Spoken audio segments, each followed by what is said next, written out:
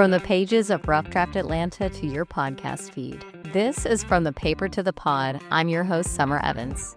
Earlier this year, a Pew Research Center survey found that a majority of Americans have little confidence in journalists. Many say they don't know who or what they can trust. And that comes at a time when local news is changing dramatically. Newspapers are closing, newsroom jobs are disappearing, and more of us are getting our news through quick headlines and social media posts. But there's a problem with that. A headline can tell you what happened, it can't always tell you why it happened or what it took to get the story.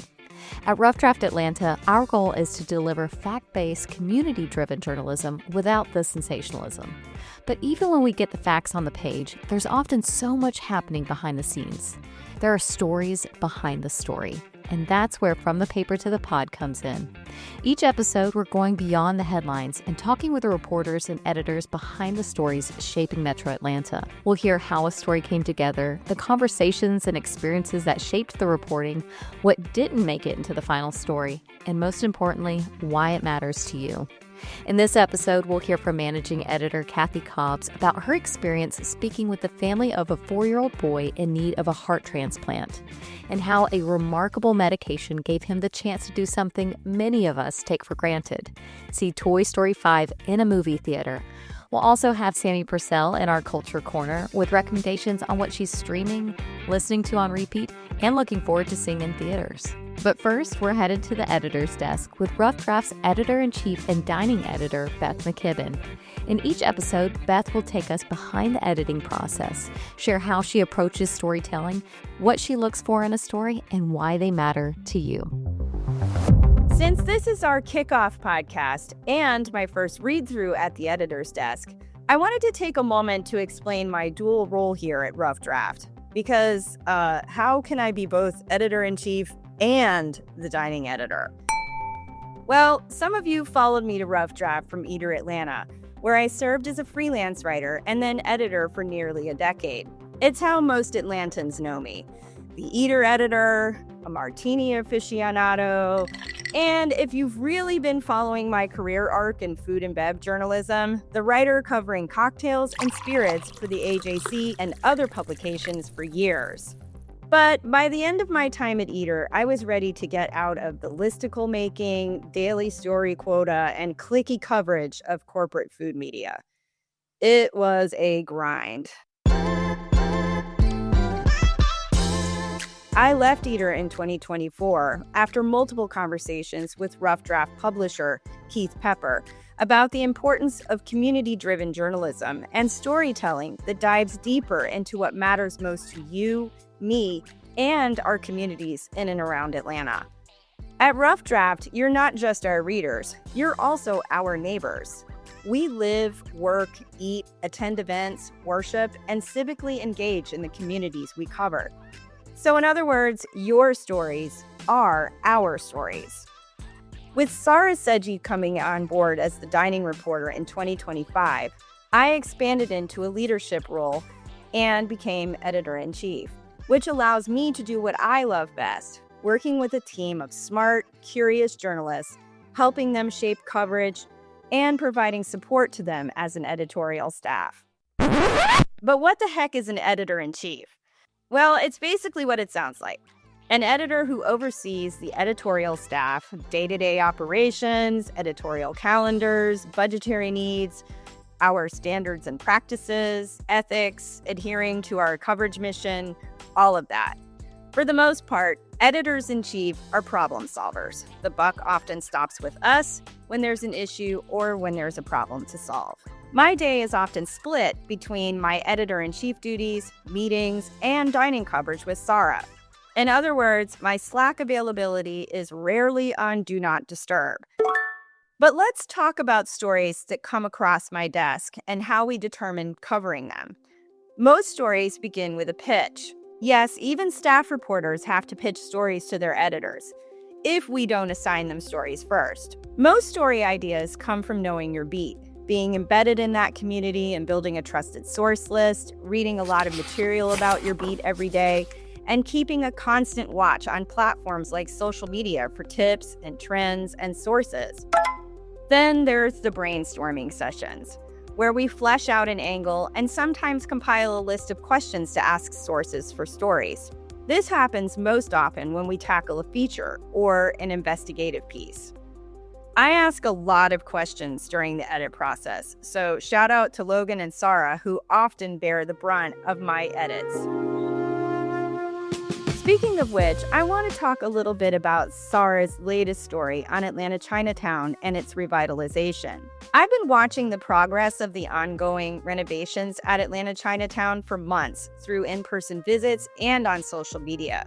So I approached Sarah with the story idea in July, asking one question: how can we explain the cultural significance of Atlanta Chinatown to readers who've never been, didn't know it existed, or haven't visited in a while?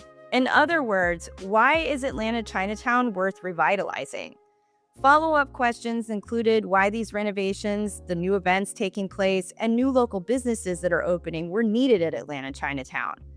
The revitalization came down to property manager Vasti Picardo and local artist Andrew Glooms listening to the community and understanding their wants and needs for the nearly 40-year-old shopping complex. They wanted to create a more multi-generational community space in Chamblee at Atlanta Chinatown. They also recognized that Atlanta Chinatown offers economic opportunities for small businesses.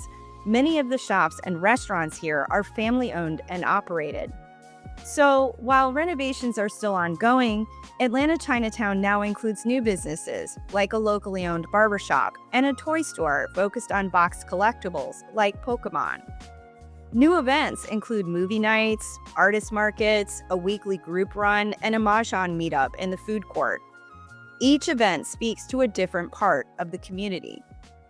And I want to give a special shout out to our summer photojournalism intern, Ansley Kelley, for her visual storytelling on Atlanta Chinatown. Every month, I'll be sharing the inside scoop on stories like this that come across my desk, along with insights into the wild world of journalism at Rough Draft and beyond. So thanks for reading. And now for listening to Rough Draft. Cheers! That's Beth McKibben, Rough Draft's editor-in-chief and dining editor. Historic preservation in Atlanta has been an ongoing challenge. Amid rapid expansion, developers face increasing pressure to tear down older, smaller houses and construct multi-unit developments. Striking a balance between local heritage with modern residential needs and navigating complex historic district regulations is a complex issue, to say the least. Ansley Park has been at the epicenter of preservation concerns, and our reporters have been following this story since late last year. Joining me to talk more about this ongoing preservation battle is Collin Kelley, executive editor of Atlanta InTown, Georgia Voice, and the Rough Draft newsletter, and reporter Logan C. Ritchie. So, Collin, you've been following this story since October of 2025, right? Probably before that, I would say. This has been an ongoing story. I would say my entire journalism career, it seems like. When I first joined Atlanta InTown back in 2002, this was a conversation that was being had about making Ansley Park a local historic district to help preserve the homes there. Wow. So, yeah, this has been an ongoing thing. And one of the stories that you wrote in October of last year was spotlighting the historic preservation of the Randolph Lucas Jones house and how that was a success story. And for people who aren't familiar, it's this couple, Roger Smith and his husband, now the late Christopher M. Jones, purchased the home. They moved it from Buckhead to Ansley Park, which is such a big feat, and renovated it slowly over the years. And it received city landmark designation in July of 2025. Earlier this year, one of the oldest homes on Ansley Park's Peachtree Circle was demolished after its new owners purchased it to build a bigger home on the Acre Plus lot. And we released that on Instagram, showing that video of the demolition. And while Ansley Park was listed on the National Register of Historic Places in 1979, this does not prevent demolition or alteration of the facades of homes. Only a city-granted historic landmark designation could do that. So, Collin, when you were first starting to speak to residents about this story and Now, fast forward to 2026, what was the general consensus you were receiving about establishing Ansley Park as a historic district? Oh, I think that, the last attempt was back in, I believe, 2022, and it was a very divisive issue in the community. They were trying to get the whole neighborhood listed as a city historic district. And it was very contentious. There were threats of lawsuits, there were battles back and forth, and it eventually just kind of died out because there was no consensus in the community. Um, I think now in 2026, after the destruction of the house on Peachtree Circle, it was a beautiful home over 100 years old and just demolished. There was a renewed effort to at least get local historic district designation on Peachtree Circle, because so many of the century old homes are there. It's such a variety of homes. And I think that the demolishing of that house earlier this year was the catalyst that has kind of moved this forward. And yet it's still been divisive. If Logan can talk about this a little bit more, there's a whole, group of residents who have concerns about what it's going to do to their property value, their property rights. So it's still contentious, but I do believe that it's gonna cross the finish line this time. They're gonna get the designation, at least for Peachtree Circle. Yeah, Logan, there's been a lot of talk of this online, lots of mudslinging and insult hurling. Could you talk about what you've been reading and when it comes to both sides of the argument for and against preservation? I think one of the most important points of this is to recognize that while this is setting a precedent in the city of Atlanta to become a historic district for one street, this is only affecting this one street, which is called Peachtree Circle. It sits parallel to Peachtree Street. In this particular designation, the facade, the front of your house has to stay very similar to what it is when the designation goes into place. You can renovate inside, you can expand in the back, but the front has to stay the same and the setback has to stay the same. That means Mm. the space between your property, where your house begins and where the street is. Have you had any homeowners kind of, with this impending vote coming up, do some last minute facade projects? I haven't seen that or heard about it, but there's definitely a lot of people who haven't read through what the designation is going to do and what it will mean to their property. So people are still coming to meetings confused and not fully educated on the subject. But Peachtree Circle has about 80 homes, I believe.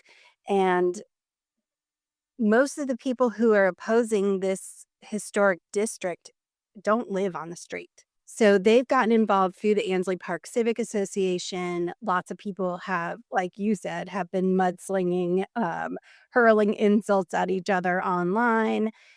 Even in meetings last week, there were two meetings about this particular topic. The first one was the NPUE, which is the neighborhood planning unit. Atlanta is divided into different sections, and this particular one ranges from over Georgia Tech all the way across to Ansley. And that meeting is made up of a group of different neighborhoods.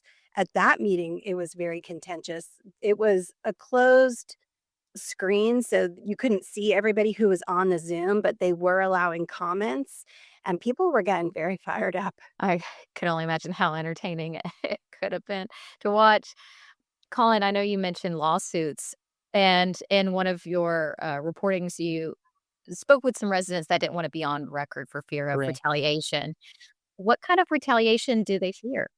I think they feared being personally sued. I think there's just a lot of litigious people in the world right now who will file a lawsuit at the drop of a hat over any perceived slight or anything. The lawsuit back in 2022 was against the neighborhood organization that was pushing it. When you're suing an organization, I think there's a bit more concern, especially when it's made up of homeowners. Are they going to become liable? Are they going to have to fork over a lot of money? So I think that there's just a lot of fear of going to court, of court costs, of what it's going to mean. And it's many people think it's an intimidation tactic to try to get what they want. And so yeah, when I originally started writing about this, I talked to several people who did not want to have their name included in the article because they were worried about harassment and retaliation. And have you noticed the same thing with you, Logan, reporting on this? No, that has not been the case now. Maybe because it's so close to the decision being made. I mean, this thing is one step from being approved by the city of Atlanta. And Councilman Alex Wan on the Atlanta City Council, he's behind it. So it's I'm not a fortune teller, but it seems like they've kind of done all the steps on this one, and that it's going to pass the Atlanta City Council. Yeah. Now, this will be the third time Ansley Park has tried to gain historic designation. What do you think is about this time around that's going to make it different that you're predicting the Atlanta City Council will vote yes? Um, like I said before, I think it has to do with the city has gotten fully behind it. It appears the planning and zoning committee and their offshoots have been advising the community and going through all the steps with the community to make sure that they've taken all the correct steps. They've had the number of meetings they're supposed to have. And since it is just this one street instead of the whole entire neighborhood, it seems like that there is a lot more momentum behind this to get it passed and to get it on the historic district list. I agree with that. Preservationists have also gotten involved. So the city has its own department of historic preservation. And then there's some outside groups that are independent of the city that are pushing the preservation aspect of this. Well, I guess we'll see. The final vote is on August 24th and September 8th. So we'll see what happens. Logan C. Ritchie, Collin Kelley, thank you both so much for speaking with me today about this. Thanks for having me. Thanks, Summer. That was Collin Kelley, executive editor of Atlanta in Town, Georgia Voice, and the Rough Draft newsletter, and reporter Logan C. Ritchie. In a time when news seems doom and gloom, and we can't be away from our phones for fear of missing the latest headline, it's nice to hear about something uplifting in the world. 4-year-old Jace Connor was diagnosed with a rare heart condition shortly after being born. He has been in and out of the hospital ever since and is currently awaiting a heart transplant. When Jace found out the new Toy Story 5 movie was in theaters, he told the staff at Arthur M. Blank Hospital that he was hoping to see his favorite characters, Woody and Buzz. Rather than see the movie from his hospital bed, he wished to see the new movie in person. And in July, that wish came true. Rough Draft's managing editor, Kathy Cobbs, reported on this story and spoke with family about the miracle medication that made this hope a reality. And she joins me now. Hey, Kathy. Good morning. Could you talk about how you first discovered this story about Jace Connor? Well, it's interesting because we get a lot of pitches from a lot of different areas and also things that are outside of our coverage zone. But this one really hit all the marks because he's in Brookhaven in the hospital where he has spent half of his life in that hospital. And the fact that it was such a simple wish that he wanted to have granted, which we all, if we want to go to a movie, we go to a movie. But for somebody who needs a heart transplant, it's a logistical nightmare because he is in total heart failure at all times and has been that way since he's born. So all those things sort of just hit my heartstrings. Yeah. As mentioned, Jace was able to see Toy Story 5 with his mom and best friend due to his doctor prescribing him a new medication that relaxed his blood vessels and increased blood flow. When you spoke with his mother, how new was this medication and was there a chance it wouldn't work so he couldn't go to see the movie? Well, it's not typically used for that. So they decide they've been working hit or miss on a bunch of medications. Some work for a little while, some don't work. So this was totally something new that they just sort of threw at the wall in some ways because what you want to do is keep this cute little 4-year-old alive until he could find a new heart. So when it started working, he was able to leave the hospital. And that's what allowed him to go see Toy Story 5. Wow, that's amazing. What was the process like for you as a journalist interviewing the family on this literal life or death story? Well, first I talked to the people at Arthur M. Blank Hospital, and they set up the interview with the mom, and it was so touching because you could just feel the weariness in her voice about the struggle that they have to go through every day to just to make it through the day. And they never know if he's going to spend days, weeks, or months in the hospital. But the best part is when she talked about them going to the movie, it's like all this weariness and sadness faded away for that 1 minute when she was telling me all about the fact that he wore one Woody shoe and one Buzz shoe, and he wanted to make sure that his allegiance to his 2 favorite characters were represented. Oh my goodness. Were you holding back tears with her talking to you? Absolutely. I was, when I just think about the fact that his doctor said he's the bright light in the room, and the fact that he comes bouncing in there and he just wants to be a superhero. That's all he wants to do with his life, you know? And yeah, it was touching because you think about your own children and how you would handle that and how lucky we are to have healthy kids and what a burden it is on his mother, his father, his sister, and so many other people. And they can't have a normal life, but that Mhm. moment they could, you know. Mm, so beautiful. And I mean, what a testament to modern medicine. I mean, that is just amazing. So, how do you feel as a journalist when you encounter these touching human interest stories compared to, more challenging daily reports you have to cover? Well, there's journalism has such a way of being a formula and, who, what, when, where, and why. So when you get to a story like this and you can tell a story, it just makes it so much more gratifying because you don't have to get to the facts right away. You can talk about his journey and the fact, and all the things he's facing. And then you can tell the end of the story, which is you know, like for them, a miracle. I love to be able to tell stories like this, even though the city council story about roads is also very important. But this is the kind of thing that touches people, makes them want to read more, you know? Mhm. Absolutely. Now, this story did not make it into the rough draft print edition. And as an editor, you made this decision. But how do you decide which stories do and don't make it into the print edition? Well, this one was a real struggle because I thought it would be perfect for print, right? And because it's a departure from most of the other things that we write, as far as, because we cover city government and things that are happening. And it came down to the decision that I had to make between this story and writing about the FIFA effect in Atlanta, which was a great story as well. So even though it hurts my heart to not have put this in here, you have to think about the greater good for people who might not be as interested in that, but they want to know about the, impact of a worldwide event coming to Atlanta. So sometimes it hurts. And, I'm just glad I got this opportunity to talk about it now in this podcast because it gives it meaning.